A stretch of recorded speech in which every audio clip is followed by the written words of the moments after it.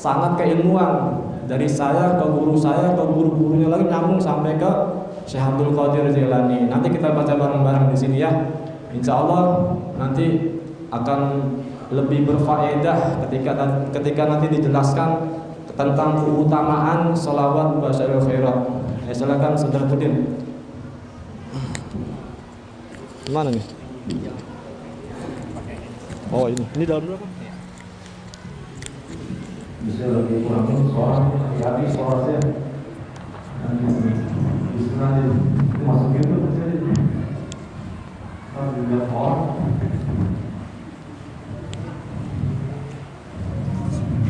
Assalamualaikum warahmatullahi wabarakatuh. Waalaikumsalam. Ini adalah sholawat Basyairul Khairat ala Sayyidina An-Nabiy sallallahu alaihi wasallam, karangan Imamul A'immah Syekh Abdul Qadir Al-Jailani qadasallahu ta'ala sirrahu wa nafa'ana lahu subhanahu bi barakatihi. Amin.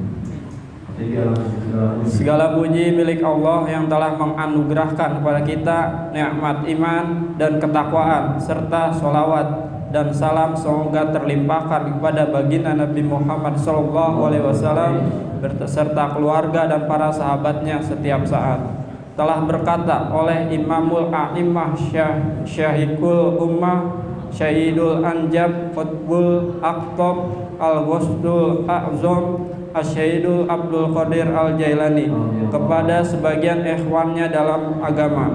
Terimalah sholawat ini dariku karena aku menerimanya melalui ilham dari Allah Subhanahu wa taala, lalu aku menunjukkannya kepada Rasulullah sallallahu alaihi wasallam. Aku hendak menanyakan kepada beliau mengenai manfaat khusus sholawat tersebut, namun beliau menjawab sebelum aku menanyakannya. Kemudian beliau berkata kepadaku, sholawat ini mempunyai manfaat khusus dan begitu dahsyat untuk diperhitungkan. Ia mengangkat orang yang mengamalkannya ke derajat yang amat tinggi dan menjadikan mereka mencapai tujuan yang paling jauh. Bila seseorang menggunakan sholawat ini untuk mencapai maksud tertentu, maka dia tidak akan kecewa, cita-citanya tidak akan gagal, dan doanya tidak akan ditolak. Bila seseorang membaca meskipun hanya sekali atau membawanya, Allah akan menganugerahkan ampunannya pada orang itu dan pada orang yang pergi bersamanya dan di dalam perkumpulan satu majelis. Bila ajalnya tiba, 4 malaikat rahmat akan hadir di sampingnya. Malaikat pertama akan menjaganya dari godaan bisikan setan. Malaikat kedua akan membimbingnya mengucapkan kalimat syahadat. Malaikat ketiga memuaskan dahaganya dengan secangkir air dari telaga Al-Kautsar. Malaikat keempat akan membawa bejana emas yang penuh dengan buah-buahan surga, memberinya kabar gembira tentang menghuni surga. Dan Allah berkata kepadanya, berbahagialah wahai hamba Allah. Lalu ia akan melihatnya dan memandangnya dengan matanya sebelum ruhnya terpisah. Ia akan memasuki kuburnya dengan rasa aman, senang, bahagia, dan ia tidak akan merasa kesepian dan kesempitan di dalamnya. 40 pintu rahmat akan terbuka baginya dan darinya terpancar cahaya. Saat ia bangkit pada hari kiamat kelak, malaikat akan memberinya berita gembira dari sebelah kanannya dan malaikat lainnya akan menenteramkan hatinya dari sebelah kirinya. Ia akan diberi 2 pakaian yang indah dan seekor kuda jinak akan dibawakan untuknya sebagai tunggangan. Tak ada kesedihan dan penyesalan baginya dan ia akan menjalani perhitungannya dengan mudah. Saat ia melewati jembatan neraka, apinya akan berkata kepadanya, cepatlah berlalu, wahai hamba Allah yang bebas, aku dilarang untuk menyentuhmu. Ia akan memasuki surga bersama nenek moyang mereka yang soleh, dan di dalam surga ia diberi 40 kubah dar emas dari perak. Setiap kubah akan berisi sebuah istana dari emas, dan setiap istana ada 100 ruangan cahaya. Dan di setiap ruangan terdapat dipan tinggi yang terbuat dari kain sutra, dan di atas dipan sutra itu ada bidadari dengan mata yang indah. Tubuhnya terbuat dari wewangian yang amat harum, seolah ia di bulan saat malam purnamanya. Lalu ia diberi sesuatu yang tidak pernah dilihat oleh mata, belum pernah didengar oleh telinga, dan tidak pernah terlintas di dalam hati manusia. Diriwayatkan dari Rasulullah SAW bahwa saat malam Isra Miraj Allah berfirman, "Bumi ini milik siapa wahai Muhammad?" Beliau menjawab, "Milikmu wahai Tuhanku." Kemudian Allah Subhanahu wa taala berfirman, "Lapisan-lapisan alam ini milik siapa wahai Muhammad?" Beliau menjawab, "Milikmu wahai Tuhanku." Kemudian Allah berfirman, "Al-Kursi milik siapa wahai Muhammad?" Beliau menjawab, "Milikmu wahai Tuhanku." Kemudian Allah Subhanahu wa taala berfirman, "Engkau milik siapa wahai Muhammad?" Maka pada saat itu Nabi Muhammad SAW bersujud. Beliau malu untuk mengatakan sesuatu. Maka Allah yang Maha Agung berfirman, "Engkau adalah milik orang yang bersolawat atas dirimu, maka bertambahlah kemuliaan dan keagungan beliau." Berkata Syekh Abdul Qadir Al-Jailani, solawat inilah yang sesuai dengan hadis tersebut. Sesungguhnya solawat ini membuka 70 pintu rahmat, menampakkan keajaiban-keajaiban dari jalan surga, lebih baik daripada memerdekakan 1000 budak, berkorban 1000 unta, bersedekah dengan 1000 dinar, berpuasa 1000 bulan. Tersimpan di dalamnya rahasia memudahkan datangnya rezeki, menjadikan akhlak budi pekerti luhur, terkabulnya hajat, terangkatnya derajat, terhapusnya dosa, tertutupnya aib dan noda, serta menjadikan mulia orang yang hina. Telah berkata Syahidul Mukinuddin, ada satu solawat yang tidak diberikan kecuali kepada seseorang yang sempurna akhlaknya dan sering berderma. Orang yang memiliki solawat ini apabila dia dibingungkan oleh satu urusan baik dunia maupun akhirat, jika dia baca satu kali solawat ini menjadikan syafaat atau penolong di hadapan baginda Nabi Muhammad SAW. Inilah solawat bagi orang yang gemar bersolawat, bacaan bagi orang yang gemar berzikir, nasihat bagi orang yang bertakwa, dan wasilah bagi orang yang mencari perantara, dan solawat dengan Al-Quran yang mulia, solawat basyairul qahirat. Nah, ini ya, ini dijelasin. Jadi ini namanya solawat basyairul qahirat itu artinya kabar gembira tentang berbagai macam kebaikan.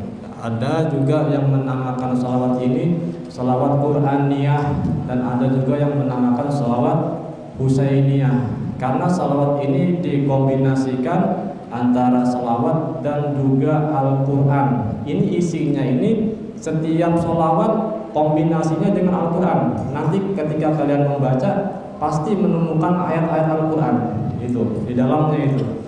Makanya ini dinamakan salawat basyairul khairat, bisa juga dinamakan salawat Qur'aniyah. Nah, itu tadi udah dijelaskan sama saudara Pudin. Cukup kita membaca setiap hari itu 1 kali aja cukup. Misalkan waktunya kapan Ustaz? Bebas. Mau habis subuh 1 kali, mau habis sholat duha 1 kali, ataupun habis sholat asar 1 kali, ataupun habis sholat maghrib 1 kali, atau habis isya 1 kali, atau tengah malam habis sholat tahajud misalkan, habis sholat hajat 1 kali. Dan ketika kalian sudah membaca salawat basyairul khairat ini, diniatkan tujuannya untuk apa. Misalkan tujuannya untuk kesuksesan, ya udah diniatin aja, minta sama Allah dengan perantara membaca salawat basyairul khairat. Itu ya, paham nggak? Paham ya? Nah, sekarang buka halaman baca niatnya dulu ya, halaman 8. Ikutin saya ya, kita baca niatnya dulu bareng-bareng. Halaman 8. Bismillahirrahmanirrahim. Allahumma inni nawaitu bisolati ala nabiyyi sallallahu alaihi wasallam imtisalan li amrika wa tasdiqan li nabiyyika sayyidina Muhammadin sallallahu alaihi wasallam wa mahabbatan فيه وشوقا إليه وتعظيما لقدره ولكونه أهلا لذلك فتقبلها مني بفضلك وإحسانك وأزل حجاب الغفلة عن قلبي واجعلني من عبادك الصالحين. اللهم زده شرفا على شرفه الذي أوليته وعزا على عزه الذي أعطيته ونورا على نوره الذي منه خلقته وأعلي مقامه في مقامات المرسلين ودرجته في درجات النبيين وأسألك رضاك ورضاه يا رب العالمين مع العافية الدائمة والموت على الكتاب والسنة والجماعة وكلمة الشهادة على حقيقتها من غير تبديل ولا تغيير. واغفر لي ما ارتكبته بفضلك وجودك وكرمك يا أرحم الراحمين.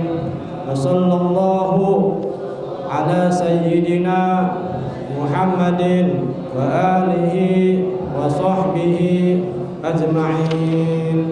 Jadi sebelum baca salawatnya itu niatnya dibaca dulu ya, niat membaca salawatnya. Saya niat baca salawat untuk Rasulullah, itu akan ada terjemahannya tuh.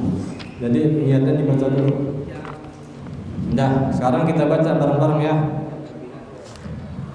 Iramanya itu biasa aja iramanya. Halaman 10. Ini suara saya lebih halus ini. Din, buka Din, semuanya ya dilihat. Bismillahirrahmanirrahim. Alhamdulillahi rabbil alamin. Allahumma salli wa sallim ala sayyidina Muhammadin al-bashir al-mubashshir lil mu'minina bima qala Allahul azim wa bashshiril mu'minin wa anna Allah la yudhi'u ajral mu'minin. Allahumma salli wa sallim ala sayyidina Muhammadin al-bashir al-mubashshir lil-dhakirina bima qala Allahul azim fadhkuruni adhkurkum ya ayyuhalladhina amanu dhkurullaha dhikran kathiran wasabbihuhu bukratan wa asila huwallazi yusalli alaykum wa malaikatuhu liyukhrijakum minadh-dhulumati ilan-nur wa kana bil mu'minina rahima. Tahiyyatuhum yawma yalqawnahu salam wa a'adda lahum ajran karima. Allahumma salli wa sallim ala sayyidina Muhammadin al-bashir al-mubashshir lil-'amilina bima qala Allahul 'azim. Inni la udhi'u 'amala 'amilin minkum min dhakarin aw untha wa man 'amila salihan min dhakarin aw untha wa huwa mu'minun فأولئك يدخلون الجنة يرزقون فيها بغير حساب. الله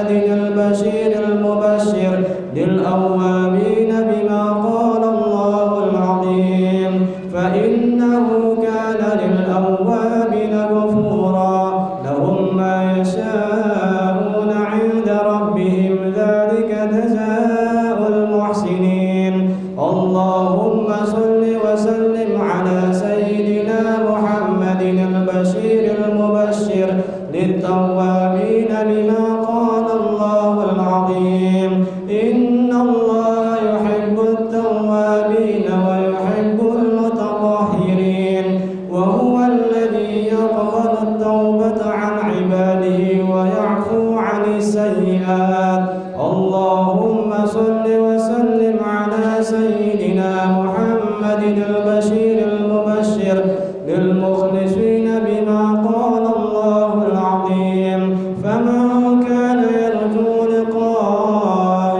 ربه فليعمل عملا صالحا ولا يشرك بعبادة ربه أحدا مخلصين له الدين اللهم صل وسلم على سيدنا محمد البشير المبشر للمصلين بما قال الله العظيم وأقم الصلاة إن الصلاة تنهى عن الفحشاء والمنكر يا بني أقم الصلاة وأمر بالمعروف وانهى عن المنكر واصبر على ما أصابك إن ذلك من عزم الأمور اللهم صل وسلم على سيدنا محمد البشير المبشر للخاشعين بما قال الله العظيم واستعينوا بالصبر والصلاة وإنها لكبيرة إلا على الخاشعين الذين يظنون أنهم ملاقو ربهم وأنهم إليه راجعون الذين يذكرون الله قياما وقعودا وعلى جنوبهم ويتفكرون في خلق السماوات والأرض ربنا ما خلقت هذا باطلا سبحانك فقنا عذاب النار اللهم صل وسلم على سيدنا محمد البشير المبشر للصابرين بما قال الله العظيم إنما يوفى الصابرون أجرهم بغير حساب أولئك الذين هداهم الله وأولئك هم أولو الألباب اللهم صل وسلم على سيدنا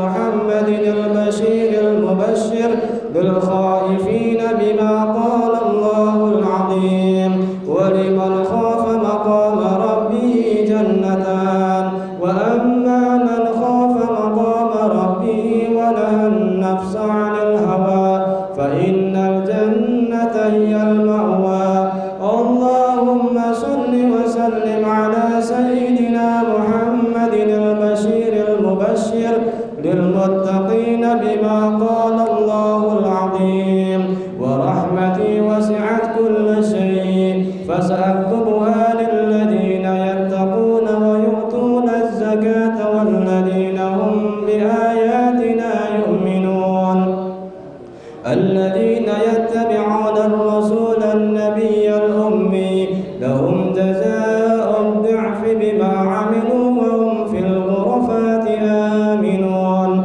اللهم صل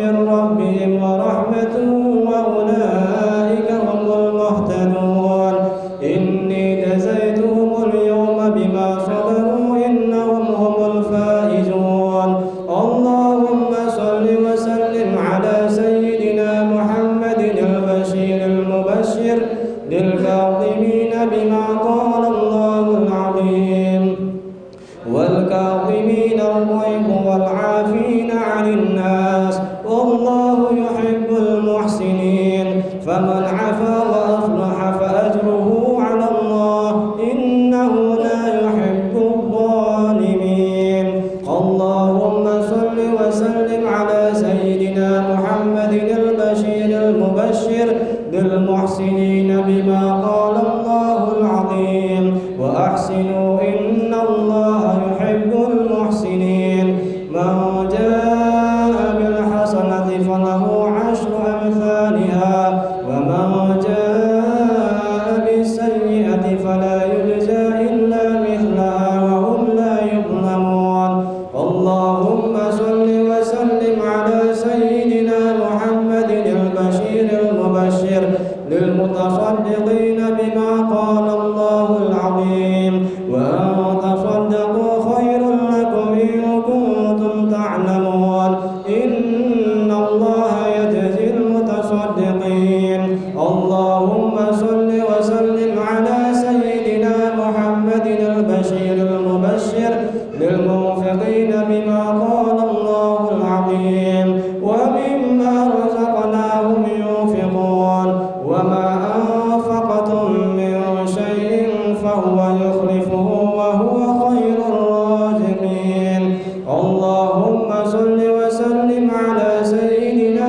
محمد البشير المبشر للشاكرين بما قال الله العظيم واشكروا نعمة الله إن كنتم إياه تعبدون لئن شكرتم لأزيدنكم ولئن كفرتم إن عذابي لشديد اللهم صل وسلم على سيدنا محمد البشير المبشر للسائلين بما قال الله العظيم فإني قريب أجيب دعوة الداعي إذا دعان ادعوني أستجب لكم. Nah, ini di sini ada sebutan hajatnya. Di sini nih apa yang disebutin hajatnya, misalkan mau baca ini ud'uni astajib lakum, mintalah kepada Allah niscaya nanti akan kuperkenankan doa kalian. Di sini disebutin tuh ya hajatnya titik apa niatnya gitu ya. Lanjut. Ini masih perkenalan dulu ya, biar tahu dulu. Ntar debat besok kan udah biasa kan tuh ya. Lanjut ya.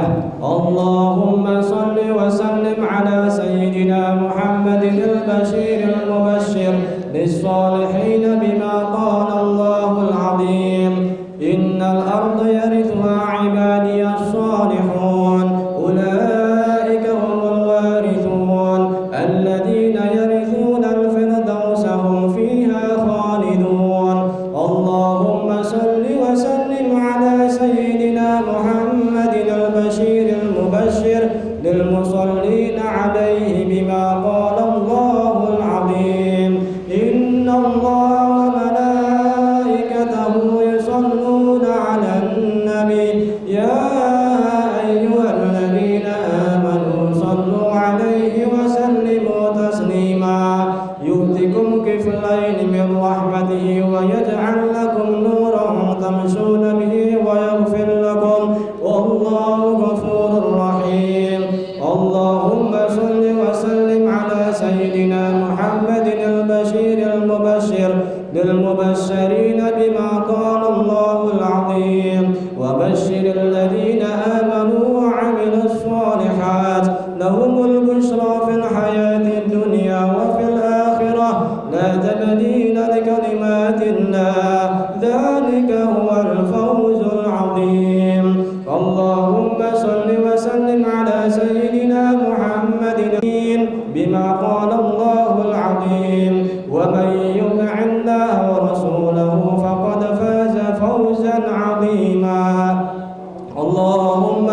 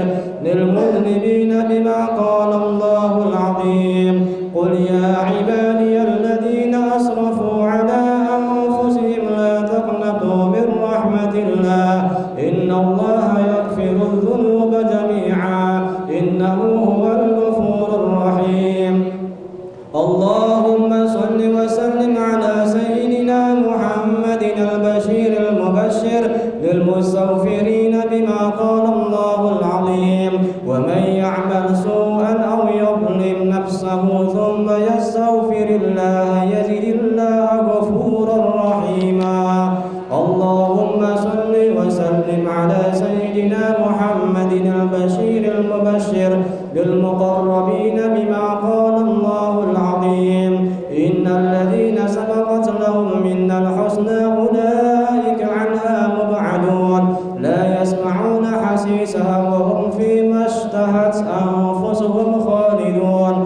لا يحزنهم الفزع الأكبر وتتلقاهم الملائكة هذا يومكم الذي كنتم توعدون اللهم صل وسلم على سيدنا محمد البشير المبشر للمسلمين بما قال الله العظيم إن المسلمين والمسلمات والمؤمنين والمؤمنات والقانتين والقانتات والصادقين والصادقات والصابرين والصابرات والخاشعين والخاشعات والمتصدقين والمتصدقات والصائمين والصائمات والحافظين فروجهم والحافظات والذاكرين الله كثيرا والذاكرات أعد الله لهم مغفرة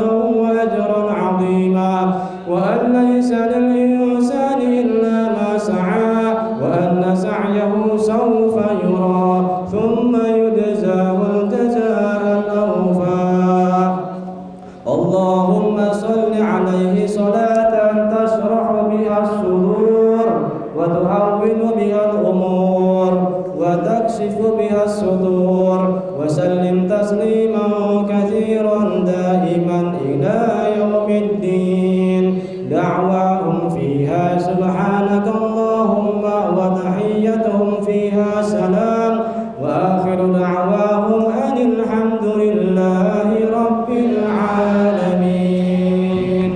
Shadaqallahul azim. Alhamdulillah kita sudah sama-sama membaca salawat Basyairul Khairat